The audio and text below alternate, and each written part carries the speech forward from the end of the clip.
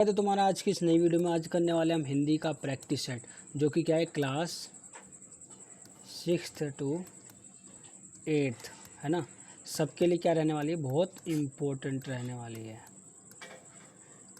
इसमें हम क्या कवर करेंगे, तो हम इसमें कवर करेंगे जो तुम्हारा हिंदी का जो एग्ज़ाम है ना, यानी हिंदी का जो क्वेश्चन आएंगे उसका हिंदी के जितने क्वेश्चन आएंगे वो कैसे आएंगे वो डिस्कस करने वाले हैं। यानी हम इसमें पूरा कंप्लीट जो तुम्हारा मॉक है ना, हम इसमें मॉक कवर करने वाले हैं, ठीक है। वो भी किसका, हिंदी का। और ये किसके लिए है, तो ये हमारा SOSC या कह लो CM श्री है ना, CM श्री स्कूल बोल लो है ना, जो तुम्हारा 6 सितंबर को 6 सितंबर को जो एग्ज़ाम है उसके लिए बहुत इम्पोर्टेंट रहने वाली है। तो चलो टाइम वेस्ट किए बिना चलते हैं हम अपनी वीडियो पे। तो देखो फर्स्ट क्वेश्चन है, अद्भुत शब्द का समानार्थी शब्द निकालना है। यानी अद्भुत, अद्भुत का मतलब होता क्या, पहले तो ये समझ लो। अद्भुत का मतलब होता है बहुत, कोई चीज़ ना बहुत सुंदर है, बहुत क्या है, बहुत सुंदर है। कोई तुम चीज़ देखते हो ऐसे क्या बोलते हो, अद्भुत है ना। पहले क्या ये एक शब्द है, देखो सामान्य, सामान्य अद्भुत हो सकता है नहीं, अजीब, अजीब अद्भुत हो सकता है नहीं, हो सकता, क्योंकि अजीब का यार ये अजीब है ऐसे बोलते हो ना तुम लोग। शानदार, शानदार का मतलब अद्भुत हो सकता है, क्यों, क्योंकि शानदार, यार क्या शानदार चीज़ थी, यानी क्या अद्भुत चीज़ थी। इसका आंसर क्या हो जाएगा हमारा C। तो 4th पे जाओ ही मत। लेकिन तुम्हारा नीरस है, नीरस का विलोम आ सकता है, तो नीरस का विलोम होता है ना, वो क्या होता है हमारा सीरस होता है। क्या होता है, सीरस होता है। ये मेरे टीचर ने मेरे से पूछा था बहुत पहले, ठीक है, इसलिए मेरे को याद है जब मैं 9th क्लास में था, जब पूछा था उन्होंने मेरे से। तो तुम्हारा नीरस का क्या है, सीरस हो गया।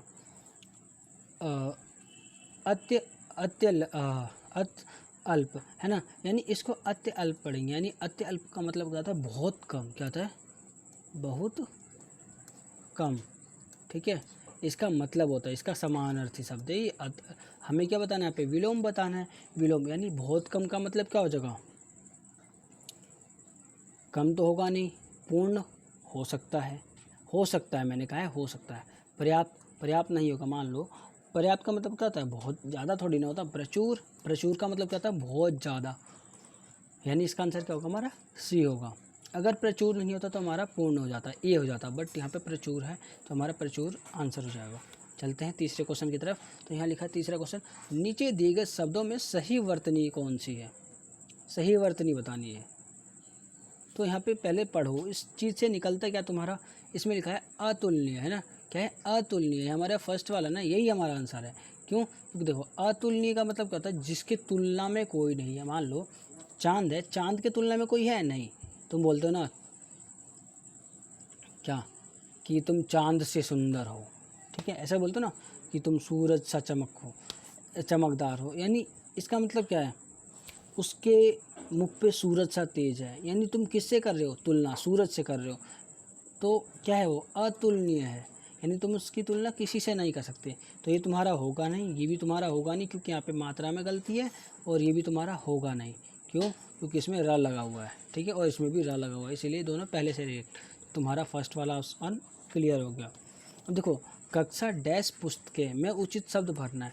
कक्षा डैश में पुस्तकें, कक्षा की पुस्तकें, कक्षा की पुस्तकें नहीं होगा।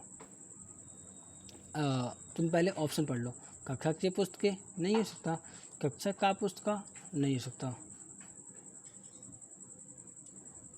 कक्षा से पुस्तकें ये भी हमारे नहीं हो सकते, तीनों नहीं हो सकते। यानी क्या होगा हमारा, कक्षा की पुस्तकें होंगे ना। चलो नेक्स्ट क्वेश्चन पे चलते हैं। सही मुहावरा चुनिए। मुंह मीठा करना, यानी मुंह मीठा करना का क्या करना, मन बहलाना नहीं, नहीं, मिठाई खाना नहीं, नहीं होगा, खुश करना। यानी तुम किसी का मुंह मीठा कर रहे हो, यानी क्या कर रहे हो, उसे खुश कर रहे हो तुम, ठीक है। मीठा बोलना भी तुम्हारा नहीं होगा, यानी हमारा क्या है, C ऑप्शन हमारा सही आंसर है। नेक्स्ट क्वेश्चन पे चलते हैं। सही वाक्य चुनिए। सही वाक्य क्या है, चुनिए।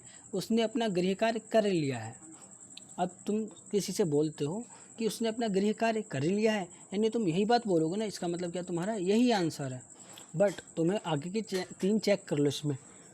उसने अपना गृह कार्य कर लिया हो, ऐसे हो नहीं सकता। उसने अपना गृह कार्य करा लिया है, ऐसे हम बोल नहीं सकते। उसने अपना गृह कार्य किया है, ये भी हम बोल नहीं सकते। उसने अपना गृह कार्य कर लिया है, ऐसा बोलेंगे हम, ठीक है। तो तुम्हारा फर्स्ट वाला ऑप्शन है क्या है, ये करेक्ट है। चलते हैं नेक्स्ट क्वेश्चन पे। गाना क्रिया का भाव है, कौन सी क्रिया है गाना, है ना। उसने पूछा गाना कौन सी क्रिया का भाव है। उसने गाना गाया, वह गाना गाती, हम गाएंगे गाना या हम गाना गाएंगे, वह गाना गाया, है ना। इन्हीं इसमें देखो ये तो तुम्हारे ऐसे एलिमिनेट हो गए। अब रह गया हमारा उसने गाना गाया या हम गाना गाएंगे।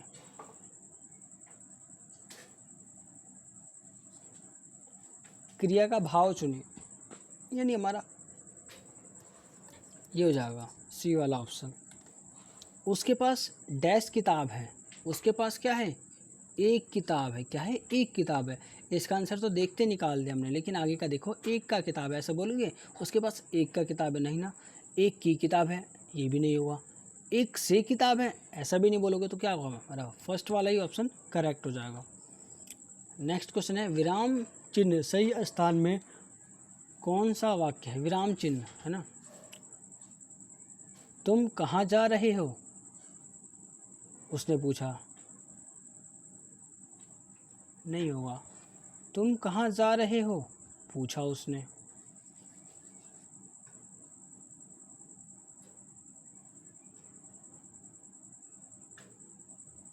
तुम कहाँ जा रहे हो, पूछा उसने। ये हमारा करेक्ट आंसर है। क्यों, क्योंकि देखो कहीं भी हमारा ऐसा वाला साइन है नहीं, कोमा नहीं है, तो इसमें देखो इसमें कोमा है। उसने बोला तुम कहाँ जा रहे हो, पूछा उसने, ऐसे नहीं बोलेंगे। बट जो सी वाला ऑप्शन है इसमें देखो, इसमें लिखा है तुम कहाँ जा रहे हो, पूछा उसने, यानी किसने पूछा, उसने पूछा हमसे, ठीक है। इसीलिए उसने सही वाक्य चुनिए, वह मेरे दोस्त की किताब है। यानी क्या है, दोस्त की किताब है। देखो यहाँ पे लिखो को किताब है, नहीं होगा। का किताब है, नहीं होगा। की किताब है, नहीं होगा। क्या होगा, दोस्त की किताब है, यानी हमारा फोर्थ ऑप्शन सही हो जाएगा। अब यह है निम्नलिखित परिच्छेद पढ़िए और इनके आधार पर प्रश्नों का उत्तर दीजिए। क्वेश्चन नंबर 11 to 12 आपके 3 क्वेश्चन ऐसे आएंगे जो तुम्हारे अपठित गद्यांश, अपठित पद्यांश या कविता होगी, ठीक है। उसमें से तो पहले पढ़ लेते हैं। रवि हर सुबह बगीचे में सैर करता है। कहाँ करता है, बगीचे में सैर करता है। वह ताज़ी हवा और सूर्य का आनंद लेता है। जो चीज़ें मेन है उसको अंडरलाइन कर दो। वह रास्ते में क्या सुनता है, पक्षियों का गीत सुनता है ना। तो हम फर्स्ट क्वेश्चन पढ़ते हैं, क्वेश्चन नंबर 11। रवि कहाँ सैर करता है, रवि हमने पढ़ा था कहाँ, बगीचे में सैर करता है, यानी हमारा सेकंड बी ऑप्शन सही होगा। नेक्स्ट क्वेश्चन क्या है, वह क्या आनंद लेता है, वह क्या आनंद लेता है। हमने पढ़ा था यहाँ पे कि वो क्या आनंद लेता है, यहाँ पे पढ़ा था ना, सूर्य का आनंद लेता है और ताज़ी हवा भी होती है साथ में। तो यहाँ क्या है, सूर्योदय और ताज़ी हवा, है ना, इनका आनंद ले रहा है। रवि रास्ते में रवि क्या सुनता है, क्या सुनता है, बच्चों की आवाज़ नहीं, साइकिल की घंटी नहीं, घंटी बजाना नहीं। क्या सुनता है वो, पक्षियों की चहचहाहट, यानी पक्षियों का ये तो गीत सुन रहा है, यानी पक्षियों की चहचहाहट सुन रहा है। यहाँ पे देख लो एक बार, क्या सुन रहा है, पक्षियों का गीत। पक्षी गीत कैसे गाते हैं, चहचहाती हैं, वो गीत होता था, ठीक है। सेकंड लास्ट क्वेश्चन है हमारा, निम्नलिखित में से कौन सा एक कहावत है, कहावत बतानी है कि समय क्या है, बड़ा बलवान है, समय बड़ा बलवान, ये कहावत नहीं है।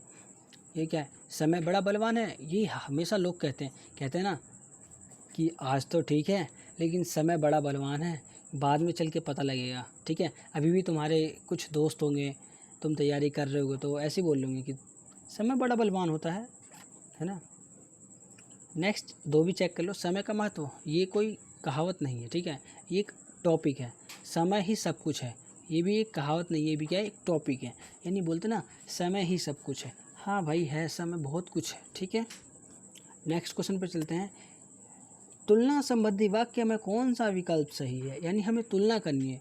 ज्योति प्रकाश की तरह तेज है, क्या है, ज्योति क्या है हमारी, प्रकाश की तरह तेज है, प्रकाश की तरह तेज है, यानी डैश तो इसने बोले मैं प्रकाश है, प्रकाश किसके समान है, ज्योति के, यानी हम प्रकाश की तुलना किससे कर रहे हैं, ज्योति से कर रहे हैं।